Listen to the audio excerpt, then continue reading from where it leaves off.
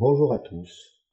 Si on me pose la question de savoir quel est l'accessoire le plus important, à part le boîtier, l'objectif sur le boîtier, la carte mémoire et la batterie, la première réponse qui va venir, c'est le trépied. Donc on va poursuivre aujourd'hui la série sur les accessoires en parlant du trépied. Déjà, ce qu'il faut faire, c'est différencier ce qu'on appelle le trépied en lui-même, donc le pied en soi. Donc ici, c'est sous la forme de 3 pieds, sans relation entre les différents pieds, c'est ce qu'on va dire un trépied photo assez classique. Les trépieds vidéo ont souvent des raccords entre les 3 pieds, mais on va voir ça un peu plus loin dans la vidéo. Et donc, ce qu'il faut différencier, c'est donc cette partie-là, le trépied en lui-même, et ce qu'on appelle la rotule, donc ce qui se visse au-dessus, ici, qui va pouvoir recevoir donc l'appareil photo ou tout autre équipement, et également donc ce qu'on appelle le plateau rapide, c'est-à-dire qu'ici, avec un système de plateau rapide type RC2, donc on va pouvoir mettre une plaque et vite rapidement le bloquer par ce système-là. On va voir qu'il y a différents types de plateaux rapides et de rotules. Bon, donc ça, c'est déjà la première chose à voir, c'est que ce qu'on appelle le trépied, on peut soit considérer que c'est l'ensemble du trépied, de la rotule et du plateau rapide, ou considérer que c'est que la partie sans la rotule et le plateau rapide. Alors pourquoi utiliser un trépied? Alors déjà par rapport au fait que quand on a une certaine quantité de lumière disponible dans une scène, que ce soit pour le portrait en studio ou même pour le paysage à l'extérieur, le studio va pouvoir un petit peu jouer sur la quantité de lumière, c'est nous qui allons apporter la lumière. Sur le paysage, on va être tributaire de ce que nous propose le soleil, même s'il y a quelques possibilités de jouer là-dessus également.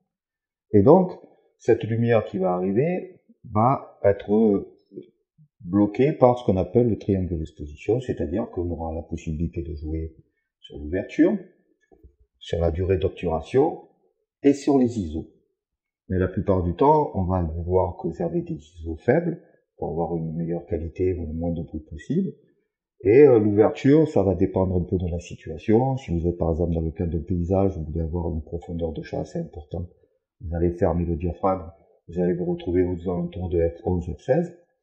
Et si vous faites du portrait, vous allez pouvoir éventuellement ouvrir un peu plus.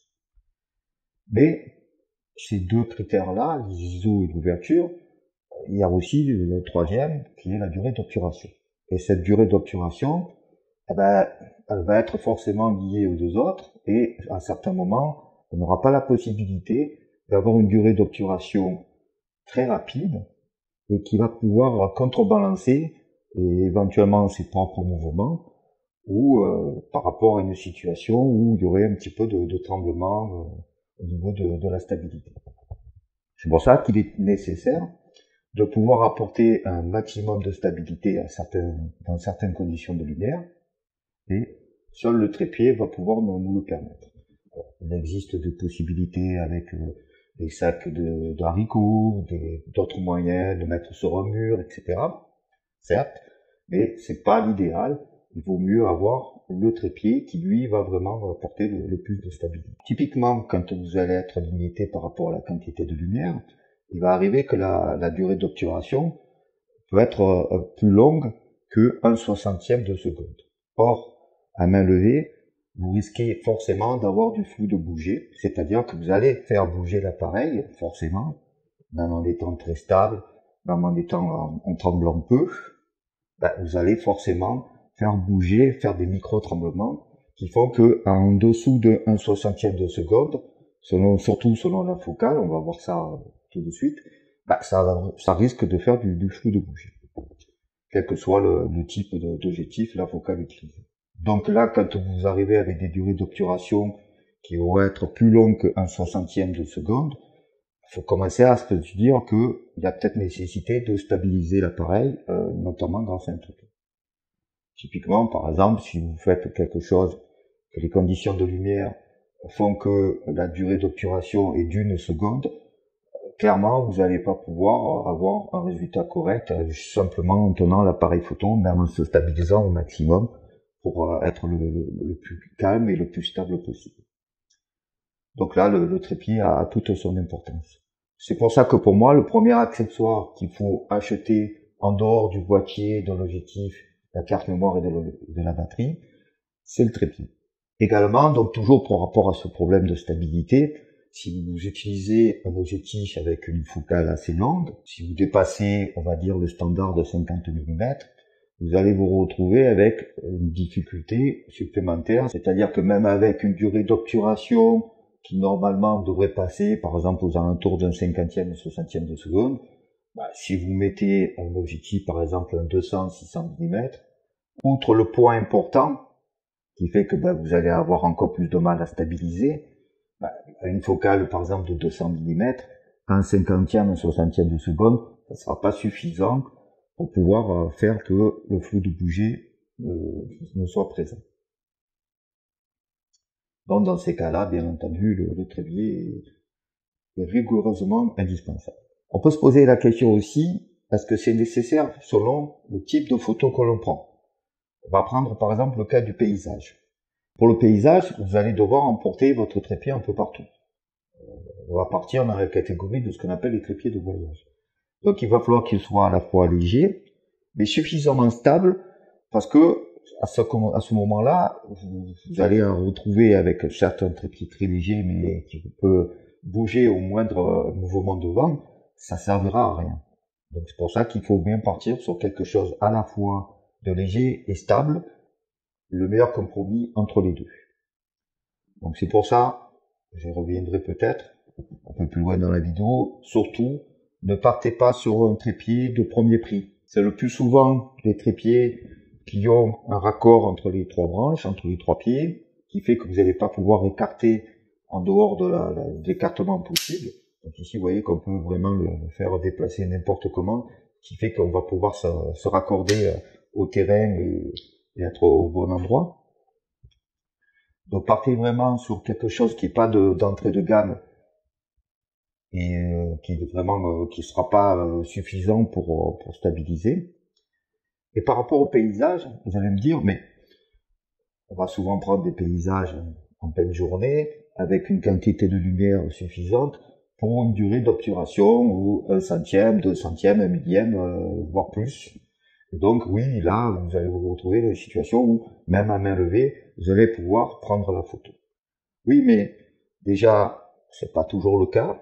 Vous n'allez pas prendre que des photos en pleine journée. On en parlera souvent dans les vidéos sur la composition, sur la technique photographique. C'est même rarement le cas de prendre des photos en pleine journée quand il y a le plus de soleil. C'est pas ça qui donnera les meilleures photos. Et donc, vous allez pouvoir souvent utiliser votre photo avec ce qu'on appelle l'heure bleue ou l'heure dorée, avec un moment donné où le soleil va se coucher, et donc avec une quantité de lumière qui sera bien moindre qu'en pleine journée. Et vous allez voir que rapidement, la durée d'obturation, vous allez être obligé de l'allonger pour pouvoir faire la photo si vous voulez conserver des ISO assez faibles et pour avoir la meilleure qualité. Voilà, donc même en paysage, on peut l'utiliser et il m'arrive assez souvent de mettre l'appareil photo sur le trépied pour prendre une photo de paysage en pleine journée parce que ça permet tranquillement de faire la composition de son image, que l'appareil ne bouge pas en dehors des mouvements qu'on décide nous de lui donner et de vraiment comme ça pouvoir cadrer précisément ce qu'on veut dans la scène. Et donc ça peut être aussi un instrument à ce niveau-là, c'est-à-dire pour obtenir le meilleur cadrage possible. Pour ce qui est des autres types de photographie, portraits ou autres, vous allez voir souvent des photographes de studio mettre l'appareil photo sur le trépied pour une raison toute bête, parce que à partir du moment où ils ont calculé une scène avec les différentes lumières, etc., c'est le modèle qui va bouger, qui va se déplacer, qui va prendre différentes poses, mais lui, l'appareil photo va rester au même endroit parce qu'il a un cadre bien précis, c'est ce cadre-là que le photographe veut conserver tout au long de la série de portraits. Donc vous voyez que même dans des situations de lumière suffisantes, on peut utiliser le trépied, ça peut avoir son intérêt. Maintenant, parlons du choix du meilleur trépied. Donc on a vu que le trépied se comporte avec un corps et une rotule. Le type de rotule va avoir son importance. Donc déjà, à ce moment-là, si vous partez par exemple sur quelque chose que vous allez utiliser autant en vidéo qu'en photographie, vous allez sûrement pas utiliser le système de rotule qu'on appelle boule, qui est un système qui est très pratique parce que une fois qu'on a desserré la boule, on peut positionner rapidement l'appareil photo dans les 3 axes dans tous les sens, mais vous allez avoir peu d'efficacité si vous voulez, par exemple, faire du panoramique, etc. C'est-à-dire que si vous débloquez, ben, vous n'allez pas pouvoir très précisément conserver l'assiette pour le panoramique. Et donc, pour la vidéo, c'est quelque chose aussi qu'on utilise peu. On a vraiment des têtes, des rotules, type vidéo, qui ont la possibilité d'avoir justement de débloquer et de pouvoir faire du panoramique ou de pouvoir faire rapidement un zoom, etc. Sans avoir cette difficulté de la boule qui va dans tous les sens. Pour la photographie de paysage, là par contre, ce système-là est très pratique parce que vous allez pouvoir rapidement trouver le cadre que vous voulez, puis bloquer pour conserver la stabilité. Mais toujours dans le paysage, là aussi pareil, si vous voulez faire du panoramique, c'est pas l'idéal comme tête parce que vous n'allez pas pouvoir faire conserver l'assiette. C'est pour ça qu'il existe différents types de différentes rotules. Bon, c'est pas très grave en soi dans le sens que comme la rotule se dévisse et peut se remplacer, vous n'avez pas de vis classique, ben là vous allez pouvoir acheter différentes têtes pour différentes situations et pouvoir comme ça avoir la possibilité avec un seul trépied de faire tous les types de photos ou de vidéos que vous désirez. Voilà, donc déjà il faut prendre un trépied forcément, donc du coup qui va pas vous bloquer à ce niveau-là. Mais à ma connaissance, c'est de plus en plus rare, c'est les premiers prix, et puis c'est des trépieds de toute façon qui vont pas faire l'affaire. Vous allez conserver 2 ou 3 mois et que vous allez jeter. Donc oubliez ces trépieds. Ensuite, ce qui est important, c'est comment il se plie, comment il se déplie, et le nombre de manches. C'est-à-dire qu'ici, par exemple, donc vous avez, quand il est complètement plié, je vais le remettre en position de départ. C'est le trépied Manfrotto Bifree. La particularité, c'est que les pieds se renversent, ce qui fait que dans sa forme la plus compacte, bah, il est vraiment très petit. Il peut rentrer dans un sac à dos sans difficulté. On peut vraiment l'amener partout. C'est donc un très bon trépied de voyage parce que vous allez voir, il reste quand même assez stable. Donc ça, c'est la version en carbone. Pourquoi? Parce que les tout premiers trépieds étaient faits en aluminium. C'est de très bonne qualité, c'est stable, mais ça a un certain poids. Et quand les fabricants ont pu sortir les mêmes types de trépieds, mais cette fois-ci en carbone, on y a gagné donc en légèreté, le carbone étant beaucoup plus léger, mais tout aussi résistant, et surtout encore plus stable. Donc on gagne sur tous les tableaux. Par contre, ça a un coût, et forcément ça va vous coûter plus cher. Donc ce trépied-là, on voit donc il se déplie.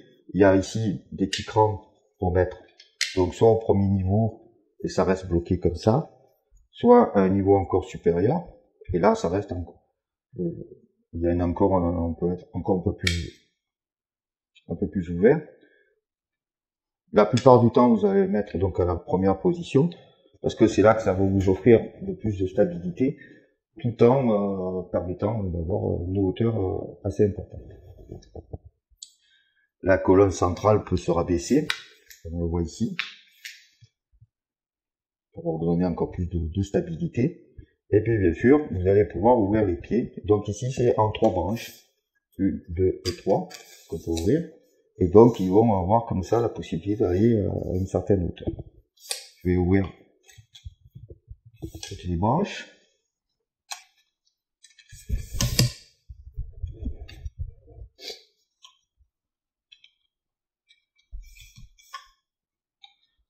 C'est assez rapide. Hein.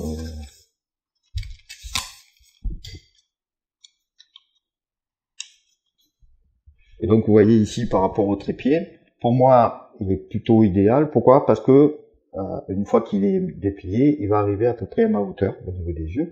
Surtout qu'il faut considérer que l'appareil photo va être mis dessus.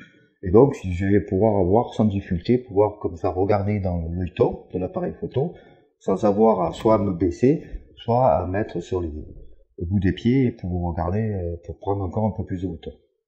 Après, vous pouvez très bien prendre un trépied qui est beaucoup plus haut que vous, puisque certains trépieds vont aller à presque 2 mètres de hauteur, et avoir aussi la capacité de les utiliser comme ça, parce que maintenant, souvent, les écrans sont orientables sur les appareils photo, et vous allez pouvoir l'utiliser comme ça, et dans certaines situations, c'est intéressant d'avoir de la hauteur.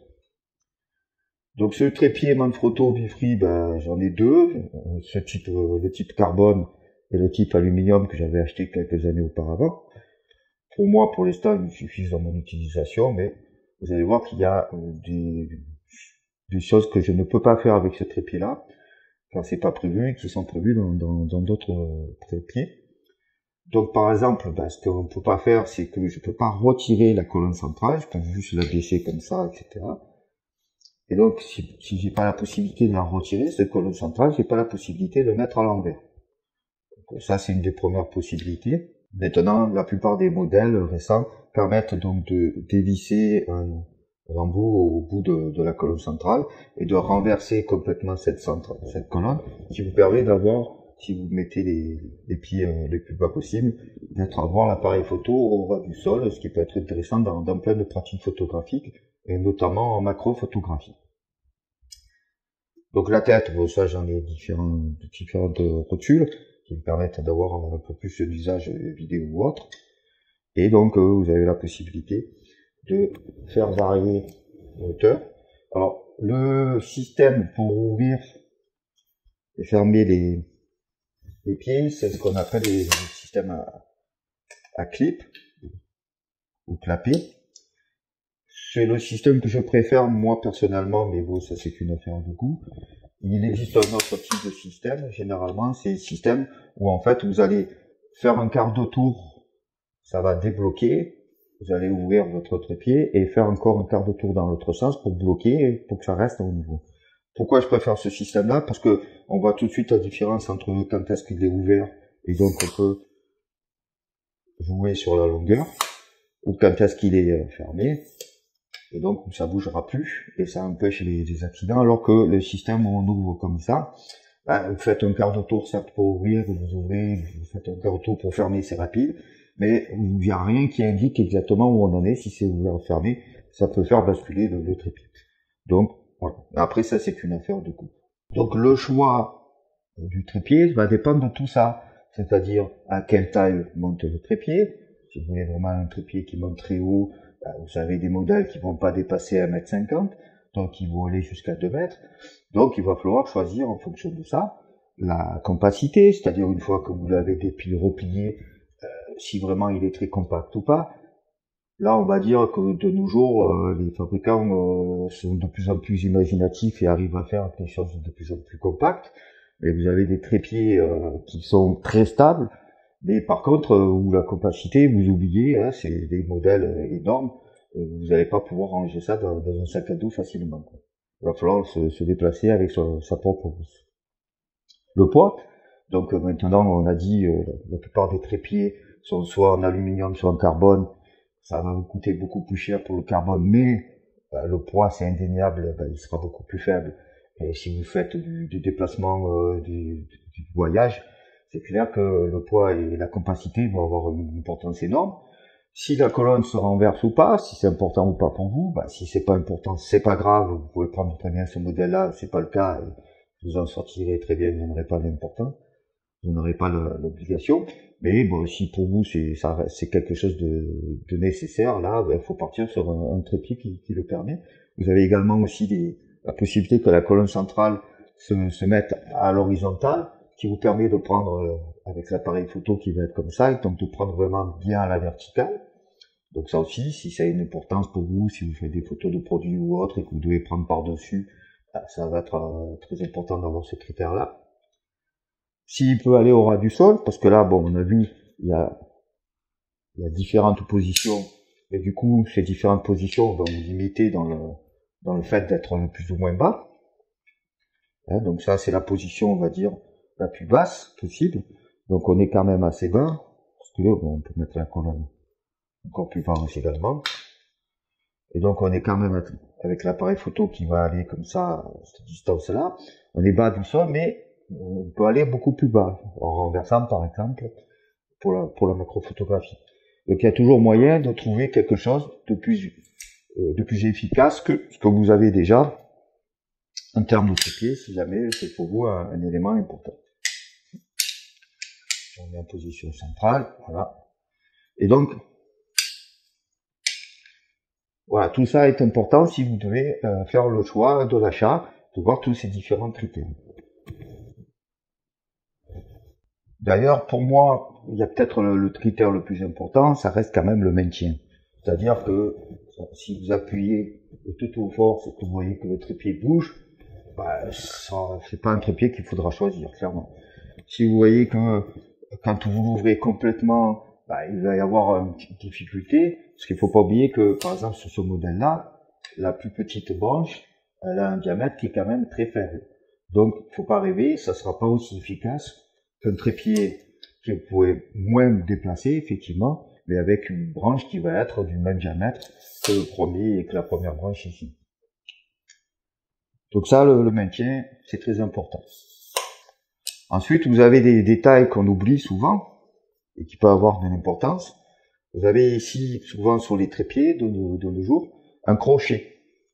Et ce crochet, en fait, il sert pas à n'importe quoi. Il sert à accrocher un poids lourd qui va encore plus lester donc le trépied et faire qu'il va être encore plus stable. Parce que si vous mettez du poids bien au centre, forcément, ça va stabiliser l'ensemble du trépied.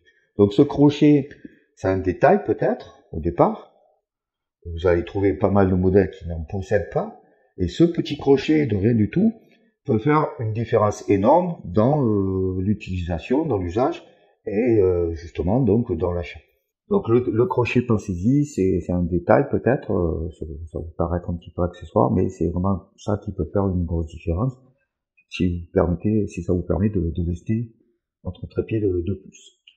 Voilà, donc une dernière information, c'est quelque chose qui est indiqué par tous les fabricants, mais auquel on ne pense pas forcément au moment de l'achat, et pourtant c'est ultra important, c'est le poids que va pouvoir soutenir le trépied, on appelle la charge maximale.